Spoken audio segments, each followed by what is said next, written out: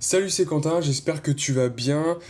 Aujourd'hui, on se retrouve pour une nouvelle vidéo, donc pour continuer cette série de vidéos un peu en live où on va construire une application ou une partie de l'application. Donc je t'invite à faire un tour sur mon Instagram, je te mets le lien juste ici, je te mets également le lien dans la description. Pourquoi? Tout simplement parce que c'est là-dessus en fait que j'ai posé une question dans les stories et c'est là-dessus que vous m'avez répondu enfin que vous m'avez donné en fait différentes idées pour coder en live comme ça. Donc n'hésite pas à faire un tour sur mon compte Instagram et de temps en temps je posterai des stories et tu pourras me dire justement qu'est-ce que tu aimerais que je fasse comme vidéo. Alors petite chose avant qu'on démarre, ma formation pour apprendre à développer des applications iOS est toujours disponible bien sûr. Le prix est toujours en train d'augmenter puisque comme je te l'ai dit dans une précédente vidéo, je suis en train d'alimenter cette formation. Donc si cette formation t'intéresse, n'hésite pas à regarder dans la description, il y a un lien et tu auras toutes les informations sur cette formation sur mon site. Donc dans cette vidéo, ce qu'on va faire, je te montre tout de suite, c'est on va personnaliser un picker view en fait. Donc un picker view, j'avais déjà fait une vidéo pour apprendre à utiliser, apprendre à créer un picker view. Mais on pouvait seulement remplir les différentes sélections, les différentes cases à sélectionner, c'était juste du texte simple. Donc c'est bien, c'est très utile, mais ça ne permet pas de faire une application complètement personnalisée. Donc nous, ce qu'on va faire, c'est justement, là je te montre l'exemple, c'est créer des cellules personnalisées.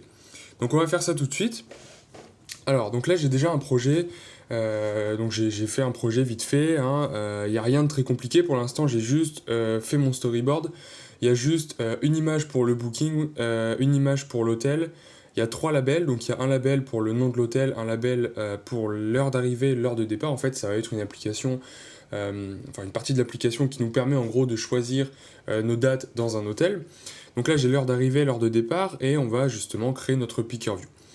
Donc, ce que je vais commencer par faire, c'est tout simplement mettre un stack view. Et en fait, dans ce stack view, on va pouvoir mettre mes deux picker view. Comme ça, ils seront bien alignés. Chacun, c'est une manière juste de faire le design un peu plus proprement que en ajoutant deux picker view tout simplement. Donc, je vais mettre des contraintes.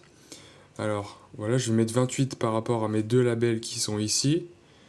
Ok, je vais mettre 16 par rapport à la gauche et par rapport à la droite. Et puis on va mettre une hauteur un peu plus grande que ça, on va mettre 170 par exemple. Voilà, ça paraît pas trop mal. Ensuite, ce qu'on va faire, donc là c'est ma stack view, ce qu'on va faire c'est venir mettre des picker view. Donc tu vois que tout ce que j'ai fait jusqu'à maintenant, ça va pas servir concrètement pour ce tutoriel.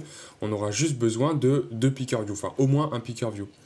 Donc je vais venir mettre mon picker view ici, le premier, je remets un deuxième dans ma stack view. Ensuite, je sélectionne ma stack view et on va venir, alors c'est dans Distribution, Fill Equally. Hop, et du coup mes deux stack view sont bien positionnés, ils ont bien de la même taille, ils sont bien centrés comme il faut. Ensuite, ce qu'on va faire, donc le picker view, si tu sais déjà comment l'utiliser, ce qu'il faut savoir c'est qu'il faut un data source et un delegate. Donc ça, je vais t'expliquer, enfin je vais te réexpliquer vite fait comment on va faire. Mais pour l'instant, ce qu'on va faire, c'est également créer un modèle, c'est-à-dire que les cellules, donc comme tu peux le voir, les cellules qui sont ici, elles sont déterminées par un modèle, c'est-à-dire qu'il y a un jour, il y a un prix et il y a une date. Donc tout ça, on va faire ça avant de remplir notre picker view. Donc ce qu'on peut faire déjà, c'est créer un fichier date modèle. Alors je vais réorganiser un peu mon code. Donc, alors, c'est pas un nouveau fichier, on va juste faire un nouveau groupe, modèle, hop, encore un nouveau groupe, contrôleur. Et voilà, donc j'organise en fait mon code selon le modèle MVC, modèle view controller. Donc là il manque la view, ok.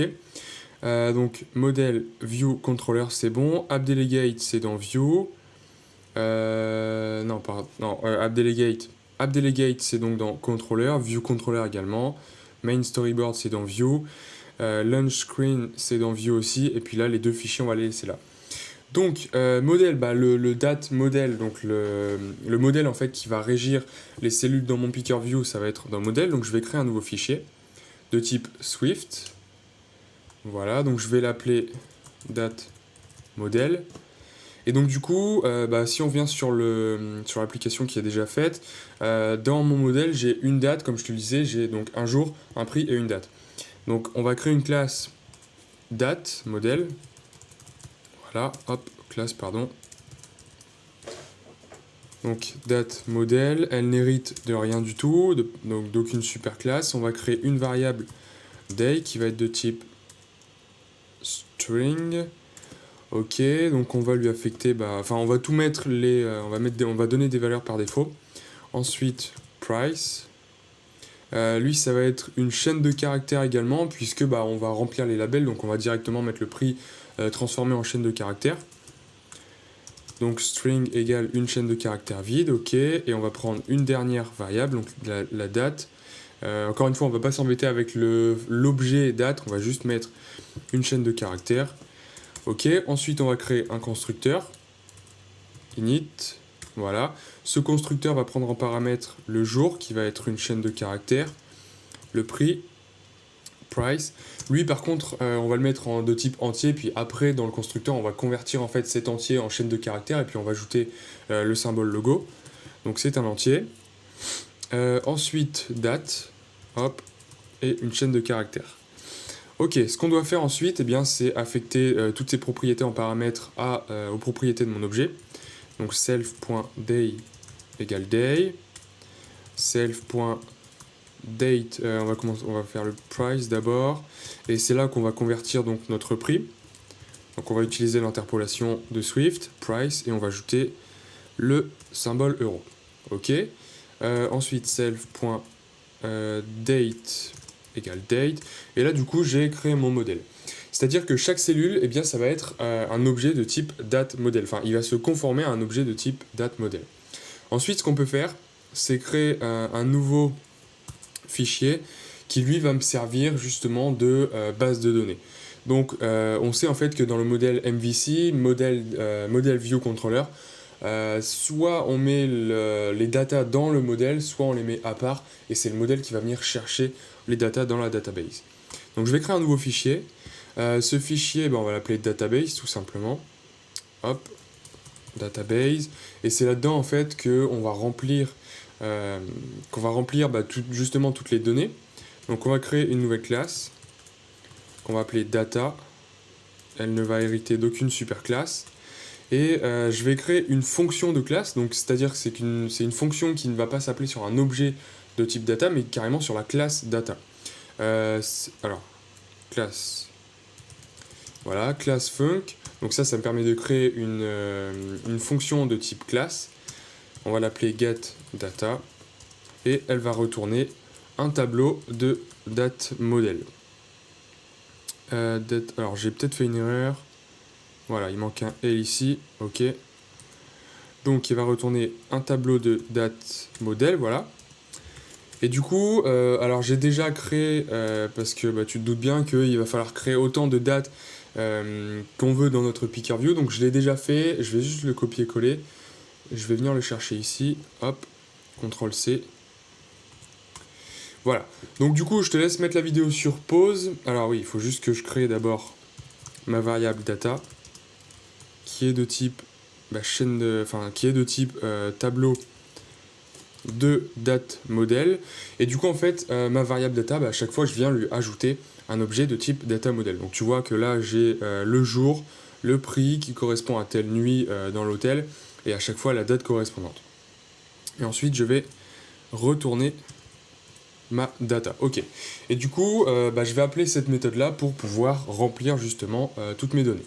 Donc une fois qu'on a fait ça,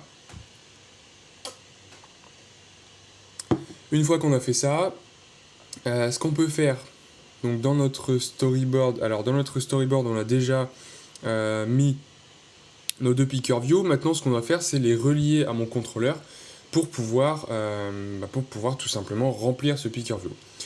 Alors là, ce qu'on peut faire, on a deux choix. On peut aller dans le view controller, tout simplement. On peut aller dans le view controller et se dire, je vais mettre, ça va être lui le contrôleur de mon picker view. Donc ça c'est une solution. Par contre, on va utiliser une méthode qui est un peu plus propre, c'est-à-dire qu'on va créer un nouveau contrôleur qui lui va s'occuper seulement de contrôler notre picker view. Par contre, on doit déjà faire une chose avant, c'est tout simplement, le contrôleur il contrôle ma vue, donc on doit lui dire, le view controller doit aller affecter le contrôleur, enfin le nouveau contrôleur de mon picker view. Je m'embrouille peut-être un petit peu, mais tu vas comprendre. Donc la première chose qu'on doit faire, c'est aller dans le main storyboard, on ouvre l'assistant editor, voilà, je fais un peu de place.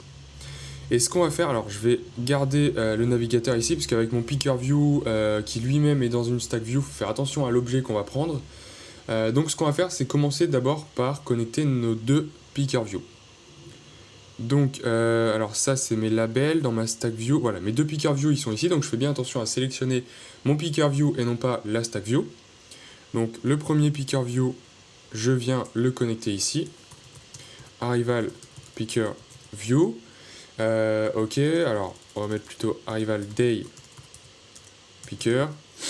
Ok. Ensuite, je fais la même chose pour mon deuxième picker view, donc celui pour le départ, donc departure, day picker. Ok, c'est bon, il n'y a pas de faute. Et là, du coup, j'ai connecté mes deux picker view. Et donc, du coup, ce contrôleur-là, le view controller, va venir justement dire celui qui va contrôler mes deux picker view, ça va être tel ou tel contrôleur. Et tel ou tel contrôleur, on va justement le créer maintenant. Et dans la méthode viewDidLoad, on viendra dire tiens, toi, tel contrôleur, tu vas venir contrôler ce picker view et ce picker view.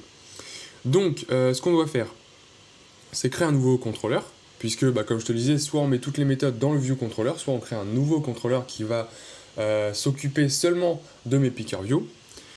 Donc, ce qu'on va faire pour créer ce nouveau contrôleur, on va aller dans view, parce qu'en fait, c'est pas vraiment un contrôleur, c'est juste un objet qui va venir remplir mon picker view. Donc ce qu'on va faire, c'est dans view, commande N pour un nouveau fichier. Quoi, touch class, ça va être un fichier de type UI picker view. Parce qu'en fait, on va prendre, alors ça c'est dans le nom. Voilà, UI picker view et on va l'appeler date model picker view. Et donc en fait, ce fichier picker tout court, ce fichier va justement nous permettre, on va lui affecter mon picker view, on va lui affecter la classe qu'on va créer ici, et dans cette classe là il y aura le data source et le delegate, ce qui va donc nous permettre de remplir et de contrôler notre picker view. Donc j'appuie sur entrée, on va le mettre dans view. Ok, donc on va supprimer, alors je vais revenir en mode texte normal, voilà, on va supprimer les commentaires qui sont ici. Donc j'ai mon picker view, et ce que je vais faire déjà, c'est lui créer une variable modèle data, ouais, ok, qui lui va être de type date model, un tableau de type date model. Et en fait, c'est justement celui-là qu'on va venir remplir avec la méthode de classe qu'on a créée tout à l'heure. Donc par contre, ça doit être, il aura forcément une valeur, il ne peut pas être égal à nul. Ensuite, ce qu'on va faire, tu te rappelles, pour remplir un picker view, il faut un data source et un delegate. Donc c'est ce qu'on va faire juste ici. Alors la première des méthodes qu'on peut utiliser, c'est tout simplement venir ajouter UI, picker view, delegate et data source, donc les deux qui sont ici, à la suite de l'héritage de ma classe. Par contre, on va faire un truc un peu plus propre, c'est-à-dire qu'on va créer des extensions. Donc extension, date model picker, voilà, et on va venir l'étendre avec le UI picker view delegate. Là, je peux mettre également le data source, mais ce qu'on va faire, c'est créer deux extensions distinctes. Comme ça, on aura bien les méthodes séparées. Donc, pour l'instant, on va s'occuper du data source, premièrement. Donc, UI picker view data source. Ensuite, donc là, normalement, il y a une erreur qui va apparaître. Voilà. Et donc, cette erreur me dit justement que le data source a besoin de certaines méthodes. Ces deux méthodes qui sont là. Donc on va venir remplir ces deux méthodes. La première, c'est number of components. Number of components, c'est tout simplement le nombre de colonnes qu'il y a dans mon picker view. Donc moi, je veux une seule colonne par picker view. J'ai deux picker view, donc j'ai bien deux colonnes en tout, mais il y a une seule colonne dans un seul picker view. Donc return 1, ok. Et là, picker view number of rows in component, eh bien c'est tout simplement le nombre d'éléments qu'il y aura dans mon picker view, et le nombre d'éléments, c'est tout simplement le nombre d'éléments qu'il y aura dans mon tableau date model. Donc return, on va aller chercher la propriété model data.count. Voilà, donc ça c'était pour le data source. Ensuite, pour le contrôleur, donc je vais créer une deuxième extension. On va étendre encore une fois date model picker. On va venir l'étendre avec UI picker view delegate. Ok. Et là maintenant, ce que je peux faire, c'est appuyer sur commande, il me semble. Voilà, et jump to definition. Et en fait là, donc on arrive dans UI picker view delegate. Et on voit que toutes les méthodes qui sont là sont optionnelles, c'est pour ça qu'on n'a pas eu d'erreur lorsqu'on a créé cette nouvelle extension. Contrairement à tout à l'heure où il y avait deux méthodes qui étaient, elles, non optionnelles, on devait les implémenter. D'ailleurs, elles sont juste ici, number of components et pickerView number of rows in component. Et du coup, maintenant, ce qu'on va faire, c'est tout simplement choisir la méthode qu'on veut utiliser pour remplir notre pickerView. Donc on regarde un peu, les méthodes ont toutes le même nom, par contre elles ont des types de retours différents. Donc là par exemple, on voit que ces deux méthodes qui sont ici, donc si on lit le commentaire, ça retourne la hauteur de... en gros c'est pour gérer la taille de mon pickerView, des cellules de mon pickerView, donc ça on va s'en servir juste après. Et si on regarde juste ici, en dessous, alors il y a une méthode qui retourne une chaîne de caractères, une qui retourne une chaîne de caractères avec des attributs, donc par exemple une couleur, une police particulière, une taille particulière. Il y a également une méthode qui retourne une vue, et en fait c'est celle-là qui va nous intéresser, puisque ce qu'on va faire déjà c'est prendre celle-ci, celle qui retourne une chaîne de caractères, et on va déjà vérifier que notre application marche bien en remplissant mon pickerView juste avec une chaîne de caractères. Donc on va venir implémenter cette méthode juste ici, on doit retourner une chaîne de caractères. Et qu'est-ce qu'on va retourner comme chaîne de caractères? Alors ici, voilà, le optionnel n'est pas nécessaire. Et on va donc retourner, on va aller chercher le modèle data, on va aller chercher l'élément dans ce tableau, donc l'élément date model qui est dans la case for component, qui est dans la case row, donc c'est l'argument qui est juste ici. Et une fois qu'on aura été chercher cet élément, on pourra tout simplement... Alors ce qu'on peut faire, c'est déjà afficher la date, par exemple, c'est une chaîne de caractères, donc on peut afficher la date. Et maintenant, ce que je peux faire, c'est simuler mon application, et normalement, on verra que dans le pickerView, toutes les dates... ah oui, alors j'ai oublié de faire quelque chose, bien sûr. Justement, là, on va remplir le pickerView, mais pour l'instant, le modèle data, c'est toujours un tableau qui est vide. Donc ce qu'on doit faire, donc là il y aura un bug, c'est normal, ce qu'on doit faire c'est retourner dans mon view controller, voilà, et du coup dans ce view controller, on va créer une nouvelle variable, hop, qu'on va appeler date model picker, et ce date model picker, ça va être un objet de type date model picker, donc la classe qu'on vient de créer. Elle aura forcément une valeur, et cette valeur on va lui donner dans la méthode viewDidLoad. Donc là je peux supprimer ma méthode didReceiveMemory, et ce qu'on va faire c'est le premier pickerView, donc date model picker, donc date model picker égale une nouvelle instance de l'objet date model picker. Et ensuite ce qu'on va faire, donc date model picker, cet objet là on va venir, alors oui ici j'ai un problème, voilà c'est un D majuscule. Et ensuite, ce date model picker, donc on se rappelle, si on retourne ici, cette classe-là, elle a une propriété qui s'appelle model data et qui contient justement les datas qui vont être remplies dans ce pickerView. Donc, on va aller chercher cette propriété model data et on va aller la remplir donc en allant chercher la méthode qu'on a créée tout à l'heure, donc date. Alors c'est ici, c'est database, donc c'est dans la méthode, dans la classe data.getData. Ok. Et là, du coup, en appelant cette méthode-là, ça va justement remplir ça va remplir le tableau qui va être ensuite la source de données qui va alimenter le pickerView. Et maintenant, du coup, on va aller associer le delegate et le data source à mes deux pickerView. Donc, arrival date pickerView.data source égale l'objet qu'on vient de créer. Donc, date model picker. Et je viens le copier puisque ça va être le contrôleur de la data source et du delegate pour mes deux pickerView. Donc arrival datePicker.delegate égale mon date model picker toujours. Et on va faire la même chose pour departure. Voilà, point delegate ou data source d'abord égale la même chose. Et ensuite le delegate égale la même chose. Ensuite, je peux simuler mon application et là, normalement, on verra que chacun des deux picker view est bien rempli avec, avec la date, puisqu'on avait sélectionné la date tout à l'heure. Et donc là, on voit bien que mes deux picker view sont bien remplis avec les différentes dates. Donc pour l'instant, on n'a toujours pas vu comment personnaliser notre picker view, donc c'est ce qu'on va faire juste tout de suite, là, maintenant. Mais au moins, on a vérifié que le picker view avec le contrôleur dans un autre fichier, on a vérifié que tout ça, ça marchait bien. Donc ensuite, ce qu'on peut faire, c'est revenir dans mon date picker view. Voilà. Et maintenant, on va implémenter justement, on va changer cette méthode. Donc on va pas mettre celle qui retourne une chaîne de caractères. On va aller chercher, donc j'appuie sur commande, je clique ici, jump to definition. Alors, il n'y a plus les couleurs, je sais pas pourquoi. Ok, bon, voilà, les couleurs sont apparues. Et on va aller chercher celle qui retourne une vue. Puisque justement, on va créer notre vue qui va justement nous permettre de remplir mon picker view.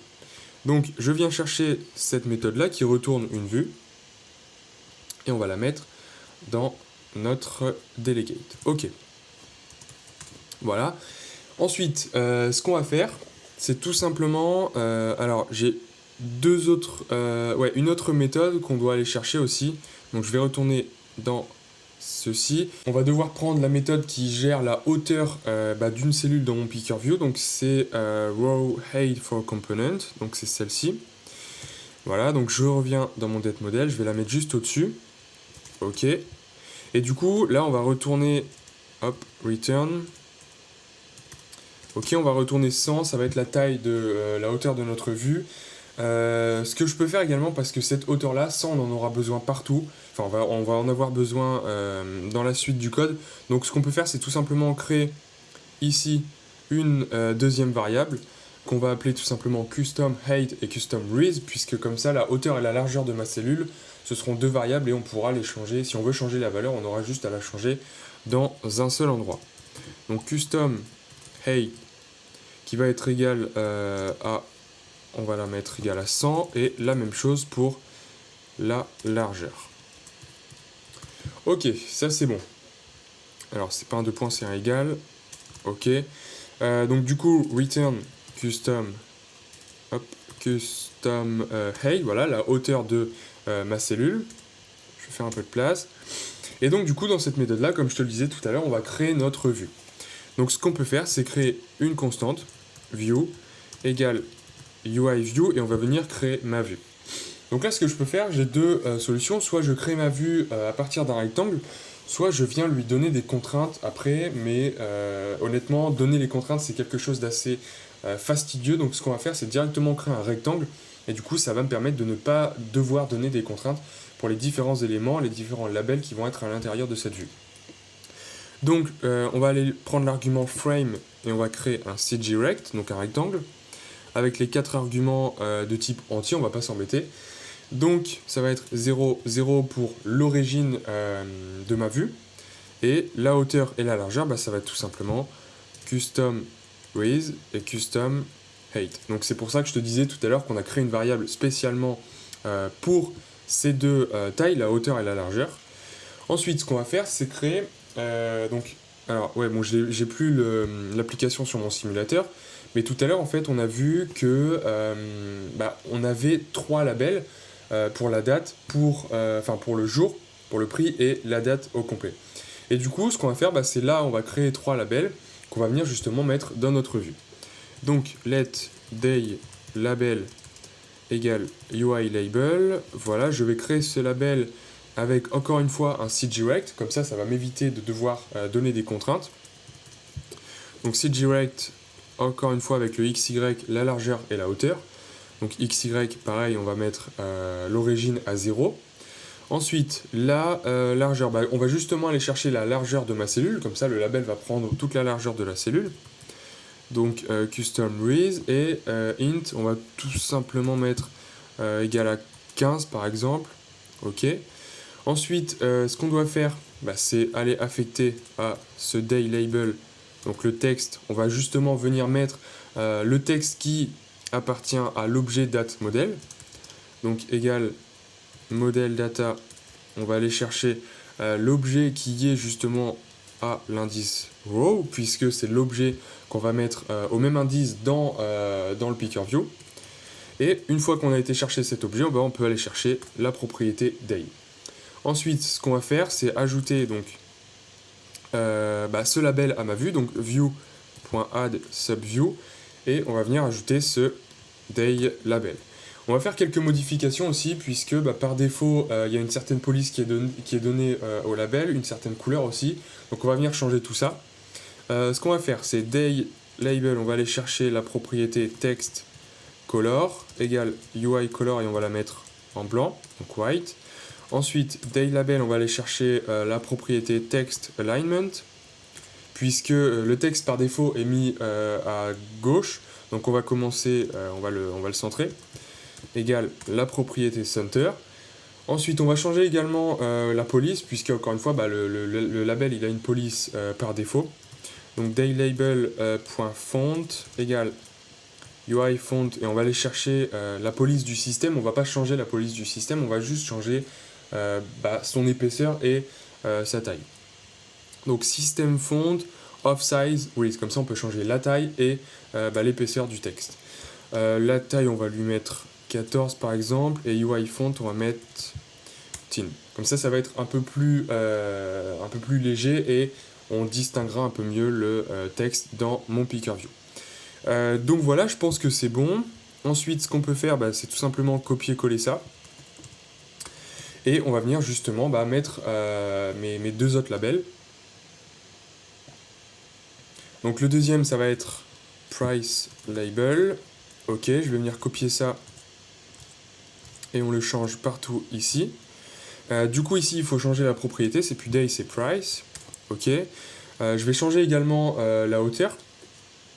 Alors oui, non, ce que je peux faire, c'est pour ce price label, comme il est au milieu de ma cellule, ce qu'on peut faire tout simplement, c'est ce label, il va prendre toute la place de ma cellule.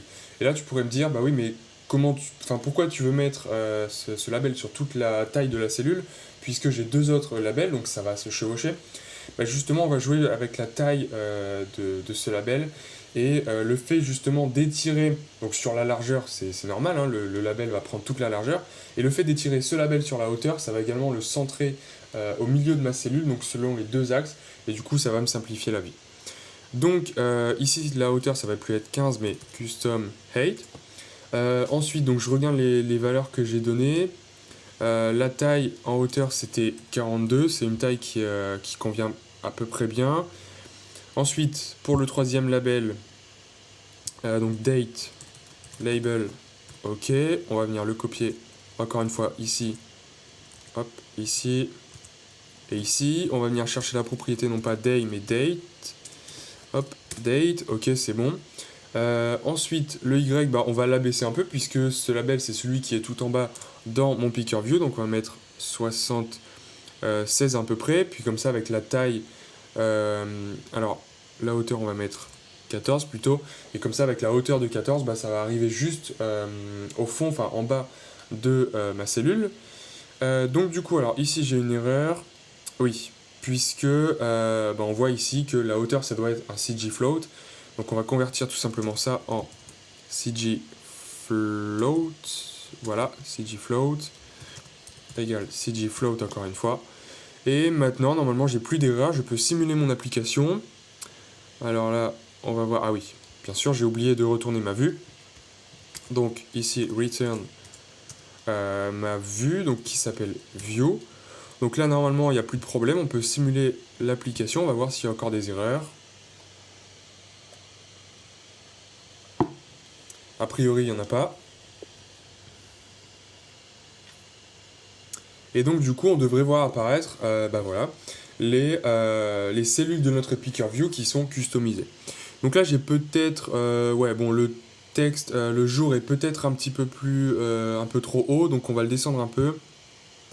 Y, on va mettre égal à 10, on va voir ce que ça donne.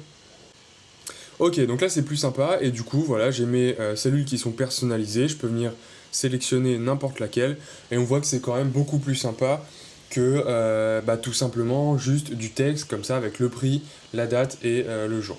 Donc voilà, c'est tout pour cette vidéo, j'espère que elle t'a plu. N'hésite pas à me poser dans les commentaires tes questions si t'en as, que ce soit par rapport à ça ou par rapport à n'importe quoi, hein, d'ailleurs. N'hésite pas à me poser des questions dans les commentaires. Et sur ce, n'hésite pas également à lâcher un gros pouce bleu si cette vidéo t'a plu, à t'abonner à cette chaîne si c'est pas encore fait. Et moi je te dis à très bientôt pour la suite de ces vidéos.